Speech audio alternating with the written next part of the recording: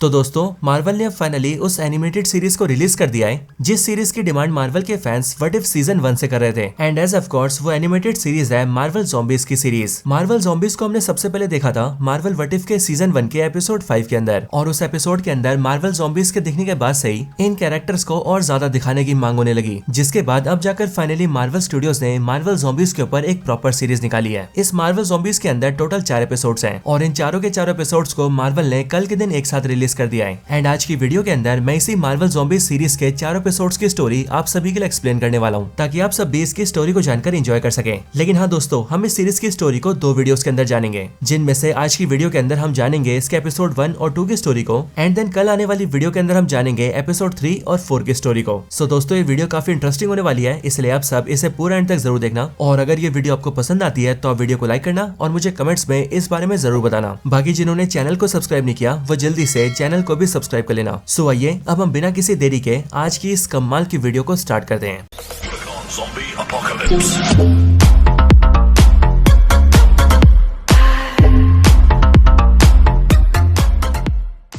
तो Marvel zombies के episode 1 की स्टोरी स्टार्ट होती है एक ऐसी दुनिया से जिस दुनिया के लगभग सारे कैरेक्टर्स ज़ॉम्बी बन चुके हैं। और दोस्तों, इस बात के चांसेस काफी ज्यादा हैं कि ये दुनिया बिल्कुल वही यूनिवर्स है जिसे हम सभी को मार्वल व्हाट इफ सीजन 1 के एपिसोड 5 में दिखाया गया था। आप कहानी स्टार्ट होती है न्यूयॉर्क सिटी से, जहाँ पर हम एक ज़ॉम्बी को देखते हैं, लेकिन अगले पल कोई ज़ॉम्बी के सर पे तीर मारता है जिससे कि ज़ॉम्बी खत्म हो जाता है। लेकिन फिर इसके अगले पल हमें पता लगता है कि ये तीर मारने वाली और कोई नहीं बल्कि केट बिशॉप है, जो कि इस टाइम पर रिरी विलियम्स, कमाला खान और ज़ॉम्बी बन चुके आयरन मैन की बॉडी के साथ है। और दोस्तों, यहाँ पर हम ये नोटिस करते हैं कि ये जो आयरन मैन की बॉडी है इसके अंदर फ्राइडे एआई इंस्टॉल्ड है जो कि इसे कंट्रोल कर रही है। और हो सकता है कि रिरी विलियम्स ने इसके अंदर चेंजेस किए हों, जिसके बाद से ये बॉडी रिरी विलियम्स की टीम का साथ दे रही है। बाकी दोस्तों, आयरन मैन की बॉडी दिखने में अजीब ना लगे, इसके लिए रिरी विलियम्स ने इसके सर पे एक टेडी भी डाला हुआ है। अब इन चारों की टीम बेसिकली पूरे शहर में घूम घूम कर सारे ज़ॉम्बीज को मार रहे होते हैं। लेकिन इसके साथ ही हम ये भी देखते हैं कि इस टाइम पर पूरे शहर की हालत बहुत ज्यादा खराब है। लेकिन अब इसके आगे जब ये लोग शहर में चल रहे होते हैं तब अचानक से इनके सामने क्वीन जेट आता है और वो जमीन पर टकराते हुए लैंड कर जाता है। क्वीन जेट को देखकर इन्हें ऐसा लगता है कि शायद से उसके अंदर हो ना हो कोई ह्यूमन होगा, और इसीलिए चारों के चारों जल्दी से उस क्वीन जेट के अंदर जाते हैं और अंदर आकर क्वीन जेट में बैठे हुए इंसान को देखते हैं। बट अंदर आने के बाद ही उन्हें पता लगता है कि वो भी असल में कोई ह्यूमन नहीं बल्कि एक ज़ॉम्बी है। लेकिन रिरी विलियम्स जल्दी से उस ज़ॉम्बी की बॉडी को स्कैन करती है, जिसके बाद उन्हें पता लगता है कि उस ज़ॉम्बी के पेट के अंदर एक काफी खास तरह का ट्रांसमीटर छुपा हुआ है, और वो ट्रांसमीटर काफी स्पेशल है और शायद इसीलिए इस ज़ॉम्बी ने उसे छुपाने के लिए अपने पेट में डाल लिया है। और फिर उस ट्रांसमीटर को निकालने के लिए कमाला खान अपनी पावर्स को यूज करती है एंड वो ज़ॉम्बी के पेट के अंदर से उस ट्रांसमीटर को बाहर निकाल लेती है। लेकिन इसके ठीक बाद ही वो लोग देखते हैं कि उन पर किसी ने हमला कर दिया है। इस अटैक को देखकर केट बिशॉप समझ जाती है कि अटैक करने वाला और कोई नहीं बल्कि हॉकाई है, जो कि बिना रुके उन चारों पर अपने तीर से अटैक करने लगता है। लेकिन फिर ये देखकर केट बिशॉप थोड़ा सा छुपती है और वो छुप के हॉकाई पर एरो चलाती है, जिसके बाद एक एरो हॉकाई को लगता भी है। एंड फिर इसी चीज का फायदा उठाकर वो चारों के चारों वहाँ से भाग जाते हैं। अब इसके बाद वो चारों के चारों एक घर में घुसते हैं और वहाँ पर आकर थोड़ा सा आराम करते हैं। इसी टाइम पर रिरी विलियम्स उस ट्रांसमीटर के ऊपर रिसर्च करती है, जिसके बाद जब वो उस बारे में जान जाती है तब वो अपने दोस्तों को बताती है कि ये असल में काफी खास तरह का ट्रांसमीटर है। एक ऐसा ट्रांसमीटर जो कि साइज में तो काफी छोटा है लेकिन इसके फ्रीक्वेंसी का लेवल बहुत ही बड़ा है। आगे वो ये बताती है कि इस ट्रांसमीटर को डेवलप किया है शील्ड ने, और सिर्फ ये नहीं बल्कि जब ये ज़ॉम्बी वाला प्लेग फैला था एंड धीरे धीरे करके सारे लोग ज़ॉम्बी बनते जा रहे थे, तब उसके बाद ही शील्ड वालों ने इस पूरे ज़ॉम्बी प्लेग को खत्म करने के लिए एक डिवाइस को क्रिएट किया था। और ये छोटा सा ट्रांसमीटर बेसिकली उसी का पार्ट है। लेकिन ये ट्रांसमीटर क्या क्या कर सकता है इस बारे में जानने के लिए हमें शील्ड का मदरबोर्ड चाहिए होगा, और वो इसीलिए क्योंकि इसके अंदर जो भी डेटा है वो सारा का सारा एनक्रिप्टेड है, जिस वजह से अगर हमें इसे डिकोड करना है और इसके बारे में चीजें जाननी है तो हमें शील्ड के मदरबोर्ड की जरूरत होगी। अब इसके आगे रिरी विलियम्स बताती है कि अब हमें जल्दी से जल्दी शील्ड के किसी ऑफिस तक जाना होगा, और जैसा कि मैं जानती हूँ कि यहाँ से सबसे पास शील्ड का एक ऑफिस ओहायो सिटी में है। एंड दोस्तों, मैं भी आपको बता दूं कि न्यूयॉर्क सिटी से ओहायो 800 से 900 किलोमीटर दूर है। लेकिन अब क्योंकि रिरी विलियम्स और उसकी टीम के पास और कोई भी रास्ता नहीं है, इसीलिए वो लोग डिसाइड करते हैं कि वो लोग सीधा गाड़ी से वहाँ जाएंगे और ओहायो पहुंचकर शील्ड के ऑफिस में जाके इस चीज के बारे में और ज्यादा जानेंगे। और फिर इसीलिए वो लोग जल्दी से घर से बाहर निकलते हैं और एक गाड़ी में बैठकर सीधा ओहायो के लिए निकल जाते हैं। बाकी इतने में दोस्तों सीन शिफ्ट होता है और हम सीधा उसी क्वीन जेट को देखते हैं जिस क्वीन जेट के अंदर से रिरी विलियम्स और उसकी टीम को वो ट्रांसमीटर मिला था। यहाँ हम ये देखते हैं कि इस क्वीन जेट के अंदर का जो ज़ॉम्बी होता है वो अभी भी जिंदा होता है, बट इस टाइम पर इसके सामने ओकोई और उसके साथ साथ बहुत सारे ज़ॉम्बीज होते हैं। एंड अब यहाँ पर ये चीज नोटिस करते हैं कि यहाँ के सारे ज़ॉम्बी ओकोई ज़ॉम्बी की बात मानते हैं। इन सारे ज़ॉम्बीज के बीच यहाँ पर हॉकाई भी होता है। अब दोस्तों, यहाँ पर हम ये नोटिस करते हैं कि ये जो ज़ॉम्बी ओकोई होती है इसकी आंखें लाल रंग की होती है, और जैसा कि हमने इससे पहले देखा था कि लाल आंखें ज़ॉम्बी स्कारलेट विच की थी। एंड इसीलिए यहाँ से हमें ये बात तो समझ में आ जाती है कि जो ज़ॉम्बी स्कारलेट विच है उसने ओकोई को अपना गुलाम बना लिया है एंड उसने उसके अंदर अपनी कुछ मैजिकल पावर्स भी डाल रखी हैं, जिस वजह से ओकोई की जो आंखें वो लाल रंग की हो गई है। लेकिन सिर्फ ये नहीं बल्कि ओकोई के सामने जितने भी ज़ॉम्बीज खड़े होते हैं उन सब की आंखें भी लाल रंग में ग्लो कर रही होती है, जिससे कि हमें ये भी पता चल जाता है कि ओकोई ने इस मैजिक का इस्तेमाल इन सारे ज़ॉम्बीज के ऊपर भी किया है, जिससे कि अब ये सारे ज़ॉम्बीज स्कारलेट विच के गुलाम बन चुके हैं। एंड स्कारलेट विच इन सारे ज़ॉम्बीज की रानी है। एंड दोस्तों इतने में हम ये भी देखते हैं कि जब इन सारे ज़ॉम्बीज के बीच हॉकाई ओकोई के पास चल कर आता है, तब ओकोई इस पावर का इस्तेमाल हॉकाई के ऊपर भी करती है, जिसके बाद देखते देखते हॉकाई की आंखें भी लाल हो जाती है और वो भी स्कारलेट विच का गुलाम बन जाता है। हालांकि इसके बाद ये शिफ्ट होता है और हम एक बार फिर से रिरी विलियम्स, कमाला खान और केट बिशॉप को देखते हैं, जो कि तीनों फ्राइडे को अपने साथ गाड़ी में लेकर ट्रेवल कर रहे होते हैं और सीधा ओहायो जा रहे होते हैं। बट अब अचानक से रास्ते में उन पर हमला हो जाता है और वो लोग ये नोटिस करते हैं कि हवा में से उन पर आग के गोले गिर रहे हैं। अब वो लोग इस हमले से बचने की कोशिश करते हैं, लेकिन एक अटैक उनकी गाड़ी पर लगता है, जिस वजह से उनकी गाड़ी पलट जाती है और सबके सब उससे बाहर निकल जाते हैं। लेकिन वो लोग ये देखते हैं कि हमला रुक नहीं रहा है, बल्कि हमला और ज्यादा बढ़ चुका है और उनके ऊपर आसमान से बिजली और आग के गोले गिरते जा रहे हैं। अब ये लोग इन सब से बचने की कोशिश कर ही रहे होते हैं कि उसी टाइम पर वहाँ पर बहुत सारे ज़ॉम्बी भी आ जाते हैं। लेकिन अचानक से उन सारे ज़ॉम्बीज पर एक बहुत ही बड़ा अटैक होता है, जिससे कि सारे के सारे ज़ॉम्बी मारे जाते हैं। अब इसके बाद वो लोग ये देखते हैं कि उनके पास दो लोग आ चुके हैं, जिन दोनों में से एक इटर्नल होता है और दूसरी होती है कैप्टन मार्वल, लेकिन ज़ॉम्बी वाली। और यही ज़ॉम्बी कैप्टन मार्वल इस टाइम पर एक इटर्नल से फाइट कर रही होती है एंड इन्हीं दोनों की हवाई फाइट की वजह से नीचे आग और बिजली गिर रही थी। अब दोस्तों यहाँ पर केट बिशॉप के पास एक ट्रिक एरो होता है, वो भी हॉकाई का, एंड ये वाला एरो उससे तब मिला था जिस टाइम पर हॉकाई ने उन पर अटैक किया था और केट ने इस एरो को पाकर इसे बचा कर रखा था ताकि वो इसका इस्तेमाल किसी खास मौके पर कर पाए। एंड इसी वजह से केट बिशॉप यहाँ पर इस एरो का इस्तेमाल करती है और उससे सीधा ज़ॉम्बी कैप्टन मार्वल को मारती है, ये सोचकर कि उससे ज़ॉम्बी कैप्टन मार्वल या तो मर जाएगी या फिर घायल हो जाएगी। लेकिन वो वाला एरो जैसी कैप्टन मार्वल को लगता है, वैसे हम ये जानते हैं कि उस ट्रिक एरो के अंदर कोई खास पावर नहीं होती, क्योंकि उसके अंदर से सिर्फ दिवाली के पटाखे फूटते हैं। और फिर इसीलिए अगले पल ज़ॉम्बी कैप्टन मार्वल अपनी पावर से केट बिशॉप को जलाकर खाक कर देती है। अपने टीम मेंबर को अपने सामने मरते हुए देखकर कमाला खान और रिरी विलियम्स को बहुत ज्यादा बुरा लगता है, यहाँ तक कि कमाला खान तो कैप्टन मार्वल पर अटैक भी कर देती है। बट रिरी विलियम्स ये जानती थी कि कमाला ज़ॉम्बी कैप्टन मार्वल को नहीं हरा सकती है और फिर इसीलिए रिरी विलियम्स फ्राइडे को जल्दी से अपना ट्रांसमीटर देती है एंड साथ ही उसे ये कमांड देती है कि वो कमाला खान को लेकर किसी सेफ जगह पर चली जाए। इसके बाद फ्राइडे बिल्कुल ऐसा ही करती है, वो जल्दी से कमाला खान को अपनी पीठ पर बिठाती है और उसे उड़ाकर किसी दूर जगह सेफ ले जाती है। इसके बाद वो ट्रांसमीटर को कमाला को दे देती है एंड फिर वो कमाला खान से कहती है कि मेरा पहला ओनर टोनी स्टार्क था, लेकिन अब मेरा ओनर जा चुका है और इसीलिए मेरी जो दूसरी ओनर है वो है रिरी विलियम्स, लेकिन मैं अपने पहले ओनर टोनी स्टार्क की तरह रिरी विलियम्स को नहीं खो सकती। और फिर इसीलिए कमाला खान से ये बोलकर फ्राइडे जल्दी से रिरी विलियम्स की हेल्प के लिए वापस जाती है। इधर कमाला खान ये नोटिस करती है कि जहाँ पर वो खड़ी है वहीं पर ही इटर्नल और ज़ॉम्बी कैप्टन मार्वल लड़ते लड़ते आ चुके हैं एंड इसीलिए उनकी लड़ाई से होने वाली तबाही से बचकर कमाला वहाँ से भागने लगती है। लेकिन भागते भागते कमाला खान गिर जाती है और गिरते बेहोश हो जाती है। लेकिन इसके बाद जैसे कमाला खान की आंखें खुलती है, वैसी वो देखती है कि वो इस टाइम पर सही सलामत है एंड उसके सामने ब्लेड बैठा हुआ है, जिससे कि हमें भी ये पता लगता है कि कमाला खान की जान ब्लेड ने बचाई है। हालांकि दोस्तों यहाँ पर हम ये भी नोटिस करते हैं कि ये वाला ब्लेड कोई मामूली ब्लेड नहीं होता, बल्कि ये ब्लेड होता है मून नाइट, और वो इसीलिए क्योंकि खोंशू ने इसे अपना अवतार चुना होता है। अब असल में इस वाले यूनिवर्स के अंदर भी एक मार्क स्पेक्टर हुआ करता था और खोंशू ने उसे ही मून नाइट बना रखा था। लेकिन जब ज़ॉम्बी प्लेग फैला तब मार्क स्पेक्टर भी उसकी चपेट में आ गया और वो भी देखते देखते एक ज़ॉम्बी बन गया, जिस वजह से खोंशू ने उससे अपनी पावर्स वापस छीन ली और उसने अपना नया अवतार ब्लेड को बना लिया एंड इसीलिए इस टाइम पर ब्लेड नया मून नाइट है। अब यहाँ पर कमाला खान जैसी ब्लेड को अपने सामने देखती है, वैसी वो उससे उसके बारे में पूछती है, जिस पर ब्लेड उसे बताता है कि उसका नाम ब्लेड है और वो खोंशू गॉड के कहने पर लोगों की मदद करता है। बट ये बात सुनते ही कमाला खान ब्लेड से कहती है कि इस टाइम पर मुझे अपने दोस्तों के साथ होना चाहिए क्योंकि उन्हें मेरी मदद की जरूरत है। लेकिन कमाला की बात पर ब्लेड उसे जवाब देता है कि अब उसके दोस्त जा चुके हैं और अब इसीलिए तुम उनसे कभी नहीं मिल सकती। ये बात सुनकर कमाला खान को बहुत बुरा लगता है और फिर इसीलिए वो अपने हाथ में ट्रांसमीटर देखती है एंड उसे देखते हुए कहती है कि मेरे दोस्तों ने इसके लिए अपनी जान दे दी है और अब इसीलिए मैं उनकी कुर्बानी को बर्बाद नहीं होने दूंगी एंड अब मैं किसी भी तरह से ओहायो सिटी में जाकर शील्ड के ऑफिस में जाऊंगी। कमाला की बात सुनकर ब्लेड उससे कहता है कि मैं तुम्हारी हेल्प करूंगा और मैं तुम्हें ओहायो लेकर जाऊंगा। अब इसके बाद ही ब्लेड कमाला खान को अपनी बाइक पर बिठाता है और उसे वहाँ से सीधा ओहायो सिटी लेकर जाता है। अब वो लोग ओहायो सिटी में जैसे शील्ड के ऑफिस तक पहुंचते हैं, वैसे वहाँ पर आकर वो लोग ये देखते हैं कि शील्ड के ऑफिस के बाहर इस टाइम पर बहुत सारे ज़ॉम्बीज खड़े हैं, लेकिन वो सारे के सारे ज़ॉम्बीज सिर्फ खड़े होते हैं, ना ही वो हिल रहे होते हैं और ना ही किसी पर हमला कर रहे होते हैं। अगले पल ज़ॉम्बीज के पीछे से उन्हें किसी की आवाज आती है जो कि उनसे पूछती है कि आखिरकार तुम लोग यहाँ पर किस काम से आए हो। उसकी आवाज सुनकर कमाला खान उसे जवाब देती है कि वो इस टाइम पर शील्ड के ऑफिस में आई है, जहाँ पर उसे इस टाइम पर बहुत जरूरी काम है। कमाला की आवाज सुनकर वो सारे के सारे ज़ॉम्बीज को हटने के लिए कहती है, जिसके बाद ही सारे के सारे ज़ॉम्बीज दो हिस्सों में बढ़ जाते हैं और बीच का रास्ता साफ हो जाता है। जिसके बाद ही ब्लेड कमाला को लेकर सीधा आगे बढ़ता है। जिसके बाद हम लोग भी ये नोटिस करते हैं कि उन सबके सामने रेड गार्डियन, एजेंट मलीना और यलीना होते हैं और उन तीनों के साथ साथ उनके कई सारे सोल्जर्स भी होते हैं। यहाँ पर कमाला खान इस चीज को नोटिस करती है कि ये सब लोग मिलकर इन सारे ज़ॉम्बीज को कंट्रोल कर रहे हैं और इसीलिए कमाला खान एजेंट मलीना से पूछती है कि आखिरकार वो इन सबको कैसे कंट्रोल कर रही है। ये बात सुनकर एजेंट मलीना उसे ये बताती है कि वो असल में एक न्यूरोलॉजिकल एजेंट है, यानी कि ऐसी एजेंट जो कि दिमाग के बारे में सब कुछ जानती है और इसीलिए अपने ज्ञान की मदद से उसने इन सारे ज़ॉम्बीज के दिमाग को कंट्रोल कर रखा है और इन सबको कंट्रोल करके वो इन्हें इस बिल्डिंग बिल्डिंग के बाहर खड़ा करती है ताकि कोई अनजान ज़ॉम्बी उनकी बिना मर्जी के अंदर ना सके। अब उन दोनों से मिलकर येलेना उनसे पूछती है कि आखिरकार वो दोनों कौन है, जो सुनकर कमाला खान उसे बताती है कि उसका नाम कमाला खान है एंड साथ ही ब्लेड उन्हें बताता है कि उसका नाम ब्लेड है और वो खौंशू का अवतार है। अब इसके बाद कमाला खान उन सभी को वो ट्रांसमीटर दिखाती है एंड ट्रांसमीटर दिखाते हुए वो उन सबको बताती है कि इस वाले ट्रांसमीटर को असल में शील्ड वालों ने डेवलप किया है और ये ट्रांसमीटर शील्ड के उस प्लान का हिस्सा है जिस प्लान का इस्तेमाल करके वो लोग पूरी दुनिया से इस ज़ॉम्बी प्लेग को खत्म कर सकते हैं। लेकिन असल में बात यह है कि इस ट्रांसमीटर के अंदर जो भी डेटा है वो सारा इनक्रिप्टेड है और इसलिए इस डेटा को देखने के लिए हमें शील्ड के अंदर के एक मदरबोर्ड की जरूरत है। कमाला की इस बात को सुनकर रेड गार्डियन उसे बताता है कि हमारे पास यहाँ पर शील्ड का एक मदरबोर्ड है और फिर इसलिए इस बात को जानते ही वो लोग जल्दी से बिना देरी किए इस ट्रांसमीटर को शील्ड के मदरबोर्ड में फिट करते हैं एंड सारी डिटेल्स बाहर निकालते हैं। सारी डिटेल्स को देखने के बाद एजेंट मलीना सभी को बताती है कि ये बात सच है कि इसे शील्ड ने डेवलप किया है और वो भी ज़ॉम्बी प्लेग को हटाने के लिए। एक्चुअली में ये एक ऐसा ट्रांसमीटर है जिससे हम दूर तक सिग्नल भेज सकते हैं और इन्फॉर्मेशन के हिसाब से इस ट्रांसमीटर को ऐसे डिजाइन किया गया है कि ये आउटर स्पेस के अंदर एक इंटर गैलेक्टिक अथॉरिटी को कॉन्टेक्ट कर सकती है जिस अथॉरिटी का नाम है नोवा कॉर्प्स। और वो भी इसीलिए क्योंकि शील्ड को ऐसा लगता है कि नोवा कॉर्प्स के पास ऐसी टेक्नोलॉजी है जिस टेक्नोलॉजी का इस्तेमाल करके हम लोग अपनी दुनिया से ज़ॉम्बी प्लेग को खत्म कर सकते हैं। ये बात सुनकर रेड गार्डियन काफी खुश होता है एंड फिर वो और कमाला खान दोनों एजेंट मलीना से कहते हैं कि अगर ऐसी बात है तो हम जल्दी से ट्रांसमीटर का इस्तेमाल करते हैं और मदद बुलाते हैं। बट इस बात पर एजेंट मलीना उन सबको बताती है कि ये करना इतना भी आसान नहीं है और वो इसीलिए क्योंकि ये ट्रांसमीटर यहाँ से डायरेक्टली फ्रीक्वेंसी नहीं भेज सकता। वो ये बताती है कि आज से कुछ समय पहले जब वकांडा पर हमला हुआ तब उन सब चीजों की वजह से हमारी दुनिया के सारे सिग्नल्स तितर बितर हो गए और अब इसीलिए हम ना तो किसी सिग्नल को दुनिया से बाहर भेज सकते हैं और ना ही कोई सिग्नल बाहर से दुनिया में आ सकता है। लेकिन हाँ, इसका अभी भी एक तरीका बाकी है और वो तरीका ये है कि अगर हम अर्थ से बाहर चले जाएं और आउटर स्पेस में आ जाएं तो फिर वहां पहुंचकर हम इस ट्रांसमीटर का इस्तेमाल करके नोवा कॉर्प्स को कांटेक्ट कर सकते हैं। और सिर्फ यही नहीं बल्कि शील्ड वाले ऐसा कर भी रहे थे। एक्चुअली में शील्ड के जिस स्पेस पर इस ट्रांसमीटर को डेवलप किया गया था वो लोग वहां से इस ट्रांसमीटर को सीधा स्पेस में भेजने की तैयारी कर रहे थे ताकि ये ट्रांसमीटर स्पेस में आके सीधा नोवा कॉर्प्स से कांटेक्ट कर सके। लेकिन इससे पहले कि वो लोग इसे स्पेस में भेज पाते सारे ज़ॉम्बीज ने उनके बेस पर हमला कर दिया और उनका पूरा प्लान चौपट कर दिया और फिर इसीलिए उन सारे ज़ॉम्बीज से इस ट्रांसमीटर को बचाने के लिए शील्ड वालों ने इस ट्रांसमीटर को एक क्विंजेट के जरिए बहुत दूर भेज दिया जिसके बाद शायद से ये तुम्हें मिल गया। अब हालांकि ये लोग यहाँ पर ये प्लान कर ही रहे होते हैं कि आखिरकार वो लोग इस ट्रांसमीटर से नोवा कॉर्प्स को कैसे कांटेक्ट कर सकते हैं कि इतने में हम लोग ये देखते हैं कि उनके बेस पर एक अलार्म बजने लगता है जो रेड अलार्म खतरे का सिग्नल होता है। ये चीज देखकर एजेंट मलीना जल्दी से अपने कैमरेज को एक्सेस करती है जिसके बाद बाहर के कैमरेज को देखकर उन्हें पता लगता है कि अभी उनके बेस के सामने एक ज़ॉम्बी खड़ी है जो ज़ॉम्बी और कोई नहीं बल्कि ओकोई होती है। और अब जैसा कि ओकोई की आंखें लाल होती है इसलिए वो देखकर एजेंट मलीना ये कहती है कि आखिरकार इस ज़ॉम्बी की आंखें लाल क्यों हैं। अब जैसा कि हम जानते हैं कि ब्लेड के अंदर खौंशों की पावर्स हैं इसीलिए ब्लेड ओकोई को देखकर ये जान जाता है कि वो स्कारलेट विच की साथी है और इसीलिए उसे देखकर वो सभी को बताता है कि एक्चुअली में ये स्कारलेट विच की साथी है जो स्कारलेट विच सारे ज़ॉम्बीज की क्वीन बनी हुई है और इस टाइम पर ज़ॉम्बी स्कारलेट विच ने बहुत सारे ज़ॉम्बीज को अपने नीचे गुलाम बना रखा है। अब अगले पल हम ओकोई को देखते हैं जिसके अगल बगल में बहुत सारे ज़ॉम्बीज आने लगते हैं यहाँ तक कि यहाँ पर एक ज़ॉम्बी कैप्टन अमेरिका भी होता है और यहाँ पर ओकोई इन सबसे ये कहती है कि जो चीज हमें चाहिए वो इसी बेस के अंदर है। ये चीज देखकर कमाला खान और अंदर के सारे लोग भी समझ जाते हैं कि ओकोई और ये सारे के सारे ज़ॉम्बी और किसी चीज के नहीं बल्कि इस ट्रांसमीटर के पीछे पड़े हैं क्योंकि शायद से हो सकता है कि ये सब भी इस ट्रांसमीटर के बारे में जानते हैं कि इस ट्रांसमीटर के अंदर ज़ॉम्बी प्लेग को खत्म करने की पावर्स है एंड शायद ये लोग ये नहीं चाहते कि दुनिया से ज़ॉम्बी प्लेग खत्म हो। अब इसके आगे हम ये देखते हैं कि ओकोई सारे ज़ॉम्बीज को धीरे धीरे करके आगे बढ़ने के ऑर्डर्स देती है जो चीज देखकर येलेना, रेड गार्डन और एजेंट मलीना भी तैयार होते हैं और वो अपने बेस के सारे सोल्जर्स को रेडी करते हैं ताकि वो लोग वॉर लड़ सके। इन सबके साथ ही एजेंट मलीना ने जितने सारे ज़ॉम्बीज के दिमाग को कंट्रोल कर रखा होता है वो उन सबको भी लड़ने के लिए तैयार कर लेती है। अब इसके बाद स्कारलेट विच के कंट्रोल वाले जितने भी ज़ॉम्बीज उन पर अटैक करने आ रहे होते हैं बेस के सारे सोल्जर्स मिलकर उन पर हमला करते हैं और उन सभी पर बम के गोले फेंकते हैं जिससे कि वहाँ पर बहुत बड़े बड़े ब्लास्ट होते हैं और कई सारे ज़ॉम्बीज एक ही बार में मारे जाते हैं। लेकिन फिर इसके बाद भी बहुत सारे ज़ॉम्बीज जिंदा बच जाते हैं और वो बेस के करीब आ जाते हैं। लेकिन वो लोग जैसे ही करीब आते हैं वैसे ही बेस के सामने जो ज़ॉम्बीज खड़े होते हैं यानी कि वो ज़ॉम्बीज जो कि एजेंट मलीना के कंट्रोल में है वो सभी स्कारलेट विच वाले ज़ॉम्बीज को मारने लगते हैं। हालांकि इसी लड़ाई के बीच हम ये देखते हैं कि ज़ॉम्बी कैप्टन अमेरिका एक डक्ट के जरिए सीधा बिल्डिंग के अंदर आ जाता है और इस टाइम पर हम ये देखते हैं कि इस ज़ॉम्बी कैप्टन अमेरिका की सिर्फ ऊपर की बॉडी होती है क्योंकि अगर आपको याद हो तो व्हाट इफ के सीजन 1 के एपिसोड 5 के अंदर जब ये ज़ॉम्बी पहली बार दिखा था तब उस टाइम पर बकी ने इसी के शील्ड से इसकी बॉडी काट दी थी। अब हालांकि यहाँ पर आते ही ये सब पर अटैक करता है जिसके बाद धीरे धीरे कई सारे ज़ॉम्बीज अंदर आ जाते हैं जिसके रिस्पॉन्स में सबकी आपस में फाइट स्टार्ट हो जाती है। अब देखते ही देखते बेस के अंदर बहुत सारे ज़ॉम्बीज आ जाते हैं जिस वजह से वो लोग डिसाइड करते हैं कि अब उन सबको मिलकर इस बेस से भागना पड़ेगा। लेकिन अब यहाँ से सबको निकालने के लिए एजेंट मलीना डिसाइड करती है कि वो खुद यहाँ पर रुककर इन सारे ज़ॉम्बीज से फाइट करेगी ताकि बाकी सब यहाँ से सेफली निकल पाए और फिर ऐसा करने के लिए वो उन सबको वहाँ से भेज देती है और खुद वहाँ ज़ॉम्बी से लड़ने के लिए रुक जाती है। अगले पल वहाँ पर ओकोई और बहुत सारे ज़ॉम्बीज आ जाते हैं लेकिन एजेंट मलीना अपने टेक का इस्तेमाल करके उन सारे ज़ॉम्बीज को अपने कंट्रोल में कर लेती है। लेकिन दोस्तों अगले पल ओकोई फिर से सारे ज़ॉम्बीज को अपने कंट्रोल में करती है और अपने वेपन का इस्तेमाल करके एजेंट मलीना को खत्म कर देती है। इधर बाकी टीम मेंबर्स के निकलने से पहले उन पर घोस्ट अटैक कर देती है जो घोस्ट भी अब ज़ॉम्बी बन चुकी थी। लेकिन इससे ब्लेड फाइट करता है जो कि खौंशू का अवतार है और वो देखते देखते ज़ॉम्बी होस्ट को खत्म कर देता है। लेकिन अगले पल उनके पास ज़ॉम्बी एबोमिनेशन आता है, बट उसके खुद तक पहुंचने से पहले बाकी सारे टीम मेंबर्स बाइक लेते हैं और बाइक से बेस से बाहर निकल के भाग जाते हैं। अब इसके बाद जब ये लोग बेस से काफी दूर आ जाते हैं तब ये लोग बेस को देखते हैं कि बेस पूरी तरह से जल चुका है और मेलिना ने उन सबको बचाने के लिए अपनी कुर्बानी दे दी है। एंड इसीलिए वो लोग डिसाइड करते हैं कि वो लोग मेलिना की कुर्बानी बर्बाद नहीं होने देंगे और वो लोग इस ट्रांसमीटर का इस्तेमाल करके दुनिया भर से ज़ॉम्बी प्लेग को खत्म करेंगे। लेकिन अब इसके लिए उन्हें जरूरत थी एक स्पेसशिप की जो कि उन्हें आउटर स्पेस पे लेकर जाए। और अब उसके लिए ब्लेड उन सबसे कहता है कि वो जानता है कि उन्हें शिप कहां पर मिल सकता है, जिसके बाद ही वो सबके सब शिप को ढूंढने के लिए ब्लेड के साथ चले जाते हैं। लेकिन अब दोस्तों यहीं पर ही एपिसोड 1 खत्म होता है और इसके ठीक बाद ही स्टार्ट होता है एपिसोड नंबर 2। अब एपिसोड 2 की स्टार्टिंग होती है शैंग-ची से, जहां पर हम वो वाला टाइम देखते हैं जिस टाइम पर शैंग-ची अपनी दोस्त के साथ होटल में काम कर रहा होता है। यहाँ पर इस टाइम पर बहुत बड़ी भगदड़ मची होती है और वो इसीलिए क्योंकि इन सब पर बहुत सारे ज़ॉम्बीज ने हमला कर दिया होता है, जिन सभी ज़ॉम्बीज से ये सारे लोग मिलकर बच रहे होते हैं। शैंग-ची भी अपनी दोस्त कैटी के साथ इन सबसे बच रहा होता है। लेकिन यहाँ पर ये दोनों ये चीज भी नोटिस करते हैं कि उनके आसपास काफी अजीब चीजें होती हैं, जैसे कि अचानक से कोई बहुत छोटा हो रहा होता है और कोई बहुत बड़ा हो रहा होता है। लेकिन अब अगले पल हम ये देखते हैं कि वहाँ पर कई सारे हेलीकॉप्टर्स आते हैं और उन्हीं में से एक हेलीकॉप्टर के अंदर होता है शैंग-ची का फादर यानी कि शू वैन-वू। और एज ऑफ कोर्स शू वैन-वू यहाँ पर अपने बेटे शैंग-ची को बचाने आया होता है, इसीलिए वो सीधा जल्दी से बैटल ग्राउंड में कूदता है और अपने 10 रिंग्स का इस्तेमाल करके ज़ॉम्बीज को मारने लगता है। अगले पल शू वैन-वू देखता है कि उसके बेटे शैंग-ची के हाथ में एक ज़ॉम्बी ने काट लिया है और फिर इसीलिए देखते देखते ज़ॉम्बी वायरस शैंग-ची के हाथों में फैलने लगता है और उसकी पूरी बॉडी में जाने लगता है। लेकिन ये देखकर उसका फादर उसे अपने 10 रिंग्स दे देता है, जिसके बाद 10 रिंग्स जैसे शैंग-ची के हाथों में आती है वैसे ही शैंग-ची ज़ॉम्बी बनने से बच जाता है और उसका सिर्फ एक हाथ ही बेकार होता है, या फिर यूं कहें उसका सिर्फ एक हाथ ही ज़ॉम्बी का होता है। लेकिन अब क्योंकि शैंग-ची के फादर ने अपने 10 रिंग्स शैंग-ची को दे दिए होते हैं, इसीलिए उसके फादर शू वैन-वू को सारे के सारे ज़ॉम्बीज देखते देखते कच्चा चबाकर खा जाते हैं। लेकिन शैंग-ची के फादर के जो साथी होते हैं जो कि बाकी हेलीकॉप्टर से आए होते हैं, वो सब लोग वहाँ पर शैंग-ची और उसके साथियों को बचा कर ले जाते हैं। अब इसके ठीक बाद ही हमें पता लगता है कि ये सारी चीजें एक पास्ट की कहानी थी, क्योंकि अगले पल कहानी प्रेजेंट में आती है जहाँ पर हम ये देखते हैं कि अब शैंग-ची, कैटी और उसके बाकी सारे साथी काफी समय से एक साथ रह रहे हैं और वो आए दिन ज़ॉम्बीज का सामना करते हैं। अब दोस्तों इसके आगे हम ये देखते हैं कि शैंग-ची, कैटी एंड उनके बाकी सारे साथी मिलकर एक समुद्र के किनारे के पास पहुंचते हैं, जहाँ पर इस टाइम पर और भी काफी सारे लोग होते हैं। यहाँ पर हम ये देखते हैं कि इन सारे लोगों के बीच ही इधर Kamala Khan, red guardian, Yelena और ब्लेड ये चारों भी मौजूद होते हैं। यहाँ पर इस समय से रेड गार्डियन जैसे शैंग-ची का हाथ देखता है वैसे उसे ऐसा लगता है कि ये एक ज़ॉम्बी है और फिर इसीलिए वो शैंग-ची से धक्का मुक्की करने लगता है। लेकिन फिर बाद में उसे पता लगता है कि शैंग-ची बिल्कुल सही है और केवल उसका एक हाथ ही ज़ॉम्बी जैसा है। लेकिन फिर इसके बाद यहाँ पर हम बैरन ज़ीमो को देखते हैं, जिसके बाद ही हमें पता लगता है कि यहाँ पर बैरन ज़ीमो एक बहुत ही अच्छा काम कर रहा है। असल में बैरन ज़ीमो के पास एक बड़ी सी जगह होती है, जो जगह एक्चुअली में एक जेल होती है और ये जेल बिल्कुल वैसी जेल होती है जैसे हम सभी ने एमसीयू की कैप्टन अमेरिका सिविल वॉर में देखी थी। लेकिन यहाँ पर इस पर पूरी तरह से कंट्रोल बैरन ज़ीमो का होता है और सिर्फ ये नहीं बल्कि यहाँ पर जितने भी सोल्जर्स काम करते हैं वो सब भी ज़ीमो की बात मानते हैं। और यहाँ पर बैरन ज़ीमो यहाँ मौजूद सारे लोगों को इसके अंदर डालकर यहाँ से काफी दूर ले जा रहा होता है, दुनिया के एक ऐसे कोने में जहाँ पर ज़ॉम्बीज बिल्कुल भी नहीं है, ताकि ये सब के सब लोग वहाँ पर जाकर चैन की सांस ले सके और अपनी जिंदगी बिता सके। अब इसके लिए शैंग-ची की पूरी टीम और इवन कमाला खान की भी पूरी टीम सब के सब लोग उसके अंदर चले जाते हैं, जिसके बाद ही वो जेल वापस पानी में चला जाता है और फिर उसके बाद ही वो जेल जो कि एक अंडरग्राउंड सबमरीन की तरह भी काम करता है, वो पानी में ट्रेवल करते करते आगे बढ़ने लगता है। अब यहाँ अंदर ही कमाला खान की टीम और शैंग-ची की टीम आपस में काफी सारी बातें करती है, जिसके बाद ही कमाला खान सबको अपना प्लान भी बताती है और वो शैंग-ची की टीम को समझाती है कि वो किस तरह से ज़ॉम्बी प्लेग को दुनिया से खत्म करने वाली है। लेकिन दोस्तों इसके बाद ही हम बाहर की तरफ ओकोई को देखते हैं, जिसे कि इस टाइम पर ये पता था कि ये सब के सब लोग इस टाइम पर इस जेल के जरिए जो कि एक अंडरग्राउंड सबमरीन की तरह है, उसके जरिए पानी के अंदर होते हुए किसी दूसरी जगह पर जा रहे हैं। लेकिन उनके बारे में बोलते हुए ओकोई यहाँ पर कहती है कि उन सबको ऐसा लगता है कि वो लोग सेफ है, लेकिन वो लोग सेफ बिल्कुल भी नहीं है। और ओकोई की कही हुई इस बात से हमें समझ में आ जाता है कि हो ना हो ओकोई उन सब के ऊपर पानी के अंदर ही अटैक करवाएगी। और फिर दोस्तों ओकोई के ऐसा बोलने के ठीक बाद ही हम पानी के अंदर नेमोर को देखते हैं, जिसे देखकर हमें पता लगता है कि नेमोर भी एक ज़ॉम्बी है और उसकी लाल आंखें हमें ये समझा देती हैं कि वो भी बाकी सब की तरह स्कारलेट विच का ही गुलाम है, जो कि शायद से ओकोई के कहने पर सारे ह्यूमंस पर अटैक करेगा। अब दोस्तों इसके बाद ही हम फिर से अंडरग्राउंड वाली जेल को देखते हैं और अब क्योंकि ये एक जेल है इसीलिए इसके एक सेल के अंदर कमाला खान एंड उसकी पूरी टीम रह रही होती है। लेकिन अगले पल हम ये देखते हैं कि उनके सेल को पूरी तरह से लॉक कर दिया जाता है और उनके सेल के सामने बैरन ज़ीमो आता है, जो कि यहाँ पर आते अपना असली रूप दिखाता है और वो बाहर से उस सेल के दरवाजे को खोलकर कमाला खान एंड उसकी टीम के सारे मेंबर्स को पानी में बहा देता है। और एक्चुअली में ज़ीमो ने उन सबको पानी के अंदर इसीलिए बहाया होता है ताकि ज़ॉम्बी नेमोर उन सब पर अटैक करके उन्हें खा ले और वो आज की रात बाकी लोगों पर हमला न करे। इधर पानी के अंदर हम ये देखते हैं कि कमाला खान अपनी पावर्स का इस्तेमाल करके सबकी जान बचा लेती है, बट अगले पल उन सबके सामने नेमोर आता है और वो उन सब पर अटैक कर देता है। लेकिन उसके हमले की वजह से सब लोग वापस से अंदर आ जाते हैं और उनके पीछे पीछे नेमोर भी अंदर घुस जाता है। हालांकि नेमोर को वहाँ पर देखते ही ज़ीमो उसे कंटेनर के अंदर लॉक करवा देता है, लेकिन नेमोर के पीछे पीछे उसकी आर्मी के दूसरे ज़ॉम्बीज भी अंदर घुस जाते हैं और वो बारी बारी करके सब पर हमला कर देते हैं, जिस वजह से वहाँ पर काफी तगड़ी लड़ाई स्टार्ट हो जाती है। अब दोस्तों ये सब देखकर कमाला खान एंड उसकी पूरी टीम यहाँ से निकलने की कोशिश करती है और यहाँ से भागते हुए कमाला खान सबसे कहती है कि उन सबको किसी भी तरह से इस ट्रांसमीटर को एसगार्ड तक पहुंचाना होगा, क्योंकि अगर उन्होंने इस ट्रांसमीटर को एक बार एसगार्ड पहुंचा दिया तो फिर शील्ड वालों ने दुनिया को बचाने बचाने के लिए जो प्लान बनाया था वो प्लान कामयाब हो जाएगा। लेकिन दोस्तों इतने में हम ये देखते हैं कि जिस कंटेनर में नेमोर को लॉक करके रखा गया था, नेमोर उस कंटेनर को तोड़ देता है और उससे बाहर आकर सीधा कमाला खान एंड उसकी पूरी टीम पर अटैक कर देता है। लेकिन कमाला सभी को बचाने के लिए अपने सामने अपनी पावर्स का इस्तेमाल करती है और नेमोर के आगे एक बैरियर क्रिएट कर देती है। हालांकि इसके बाद ही नेमोर बारी बारी करके इन सबसे फाइट करने लगता है और वो इन सबको बहुत बुरी तरह से मारता है। इवन वो इनमें से कई सारे ह्यूमंस की तो जान भी ले लेता है। लेकिन फिर जब किसी को समझ नहीं आता कि वो लोग नेमोर को कैसे हराएंगे, तब उसके बाद ही कमाला खान अपने हाथ को क्रिस्टल में फॉर्म करती है और फिर अपने हाथ को नेमोर के मुंह में डालकर एक बड़े से क्रिस्टल को फॉर्म करती है, जिस वजह से नेमोर का सर फट जाता है और नेमोर का दी एंड हो जाता है। लेकिन फिर इसके ठीक बाद ही उन सबको वहाँ पर एक छोटा सा पॉड मिल जाता है, एक ऐसा पॉड जिसके अंदर बैठकर वो लोग वहाँ से दूर भाग सकते हैं और फिर इसीलिए वो लोग बिना किसी देरी के उसके अंदर घुस जाते हैं। लेकिन हम ये देखते हैं कि येलेना उसके अंदर नहीं आती और वो दरवाजा बंद करके उन सबको वहाँ से जाने के लिए कहती है, जिसके बाद ही वो सारे के सारे लोग वहाँ से निकल जाते हैं। हालांकि यहाँ पर रेड गार्डियन अपनी बेटी येलेना को वापस आने के लिए कहता है, लेकिन येलेना उन सबके साथ नहीं जाती और वो अकेले वहाँ पर रुकती है ताकि अगर कोई ज़ॉम्बी उनके पीछे से उन पर हमला करने की कोशिश करे तो येलेना उसे वहीं पर रोक दे। इसके बाद ही वो सब लोग मिलकर ये डिसाइड करते हैं कि आखिरकार अब उन्हें कहाँ पर जाना चाहिए। जिसके बाद ही शैंग-ची यहाँ पर कमाला खान की बात को याद करते हुए कहता है कि अब हम यहाँ से सीधा एस्गार्ड जाएंगे। और दोस्तों ये वाला एस्गार्ड इस टाइम पर दुनिया के बाहर वाला एस्गार्ड नहीं है, बल्कि यह है न्यू एस्गार्ड, वो वाला एस्गार्ड जिसे थॉर ने अर्थ पर बसाया था। और ये सब लोग मिलकर अब सीधा न्यू एस्गार्ड ही जाएंगे। लेकिन दोस्तों इनके न्यू एस्गार्ड की तरफ निकलने के साथ ही ये एपिसोड भी यहीं पर खत्म हो जाता है। तो दोस्तों यही थी वीडियो मार्वल ज़ॉम्बीज़ सीरीज के एपिसोड 1 और एपिसोड 2 की स्टोरी के ऊपर। आपको इन दोनों एपिसोड्स की स्टोरी और हमारी ये वीडियो कैसी लगी ये आप मुझे कमेंट्स में जरूर बताना। आपको वीडियो पसंद आई हो तो वीडियो को लाइक करना और अगर आपने चैनल सब्सक्राइब नहीं किया तो जल्दी से चैनल को भी सब्सक्राइब कर लेना। बाकी दोस्तों मैं आपसे मिलता हूँ मार्वल ज़ॉम्बीज़ के एपिसोड 3 और एपिसोड 4 की स्टोरी के अंदर, जो वीडियो आप सभी के लिए मैं कल ही अपलोड कर दूंगा। लेकिन तब तक के लिए गुड बाय।